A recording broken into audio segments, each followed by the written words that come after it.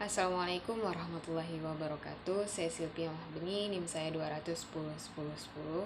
Saya mahasiswi program studi Hukum Keluarga Fakultas Syariah dan Hukum UIN Araniri Banda Aceh. Nah, di sini saya akan mempresentasikan makalah saya yang berjudul Berperkara Melalui Kuasa Hukum.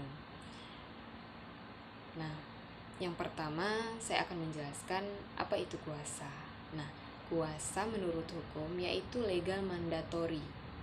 Artinya, seseorang atau badan hukum berhak bertindak mewakili orang atau badan hukum dalam berperkara. Nah, jika untuk berperkara melalui kuasa hukum, itu artinya seseorang mewakilkan perkaranya, mewakilkan seseorang, baik pengacara ataupun advokat, untuk menyelesaikan masalahnya di pengadilan. Untuk mewakilkan, bukan menyelesaikan, mewakilkan dirinya di hadapan pengadilan. Biasanya seseorang berperkara melalui kuasa hukum ini ketika dia tidak memiliki waktu banyak untuk menghadapi atau menjalani sidang-sidang di pengadilan. Kemudian dia memberikan kuasa hukumnya untuk melakukan atau mengambil alih perkaranya. Kemudian yang kedua, alasan seseorang menggunakan kuasa hukum itu yaitu kurangnya pemahaman ataupun pengetahuan mengenai hukum atau proses pengadilan. Nah, selanjutnya ada jenis-jenis kuasa hukum. Jenis-jenis kuasa hukum itu ada dua, yaitu kuasa hukum bantuan dan kuasa hukum umum. Nah, perbedaan antara keduanya ini, jika kuasa hukum bantuan itu tidak berbayar, sedangkan kuasa hukum umum itu berbayar. Nah, biasanya jika kuasa hukum bantuan itu untuk orang-orang yang memang kurang mampu dan biasanya orang-orang yang kurang mampu ataupun orang yang tidak memiliki banyak biaya untuk berperkara melalui kuasa hukum. Orang ini akan dibantu oleh kuasa hukum bantuan. Adapun tujuan dan fungsinya sama saja antara kuasa hukum bantuan dan kuasa hukum umum, itu sama saja, sama-sama mewakilkan seseorang dalam berperkara. Yang membedakan hanya di segi untuk bantuan dan yang berbayar.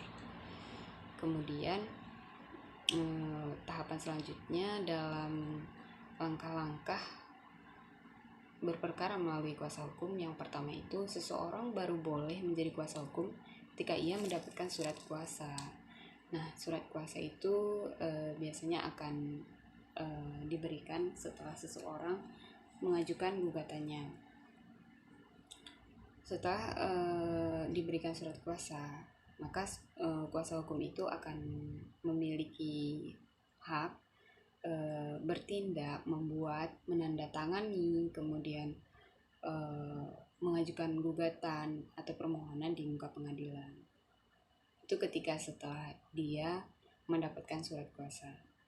Ketika tidak mendapatkan surat kuasa, maka seseorang itu tidak boleh menjadi kuasa hukum dalam suatu perkara tersebut, atau tidak boleh mewakilkan seseorang tersebut. Nah, kemudian selanjutnya seseorang yang sudah berperkara kemudian memutus untuk tidak menggunakan kuasa hukum lagi, itu boleh-boleh saja. Dan seseorang yang sudah menjalani perkara, sudah menghadapinya sampai tahap kepersidangan, kemudian mengajukan kuasa hukum, itu juga dikatakan boleh-boleh saja untuk menghindari resiko terjadinya suatu ketidaktahuan seseorang terhadap hukum. Jadi dia boleh-boleh saja mencari kuasa hukum setelah persidangan sudah berjalan gitu. Untuk hal ini saya mendapatkan sumber, saya melihat pada pasal 124 HIR bahwa seseorang itu boleh saja mengajukan kuasa hukum setelah persidangan itu sudah berjalan begitu.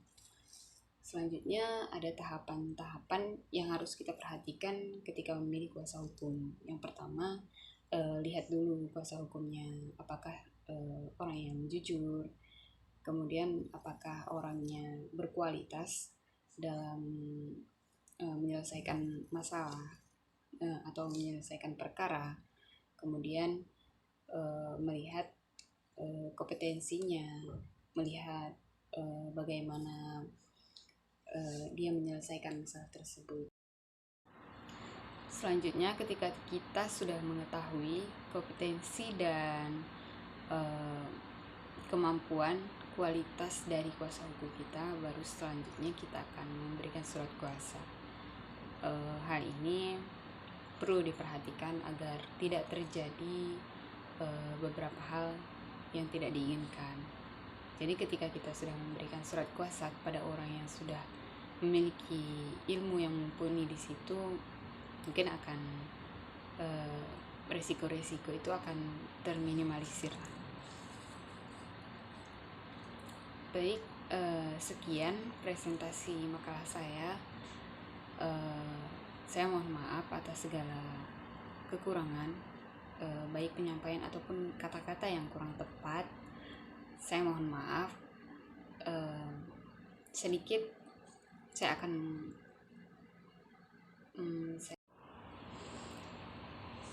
ada sebuah quotes yang diberikan oleh Mahatma Gandhi. Dia menyatakan bahwa kemalasan itu adalah hal yang menyenangkan, tetapi akan berakhir menyedihkan. Saya Silvia Mahbeni. Assalamualaikum warahmatullahi wabarakatuh.